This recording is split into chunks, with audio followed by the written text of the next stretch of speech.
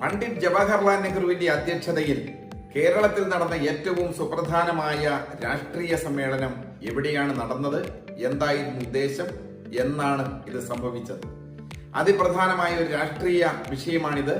1928 സമ്പൂർണ്ണ സ്വരാജ് ആവശ്യപ്പെട്ടുകൊണ്ട് രാജ്യവ്യാപകമായി നടന്ന പ്രക്ഷോഭങ്ങളുടെ ഭാഗമായിട്ടാണ് കേരളത്തിൽ അതിപ്രധാനമായ ഒരു രാഷ്ട്രീയ സമ്മേളനം നടക്കുകയുണ്ടായത്. വടക്കൻ കേരളത്തിൽ വെച്ചാണ് ഇത് ഉണ്ടായത്. വടക്കൻ കേരളത്തിലെ കണ്ണൂർ ജില്ലയിലെ പയ്യന്നൂരിലായിരുന്നു 1928 മെയ് മാസം 25, 26, 27 തീയതികളിൽ പണ്ഡിറ്റ് ജവഹർലാൽ നെഹ്റുവിന്റെ അധ്യക്ഷതയിൽ അതിപ്രധാനമായ രാഷ്ട്രീയ യോഗം ചേർന്നത്.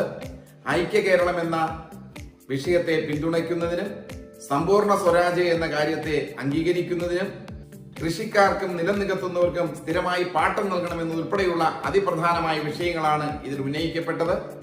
ഇത്തരം അറിവുകൾക്ക് മാനവീയം സബ്സ്ക്രൈബ് ചെയ്യുക.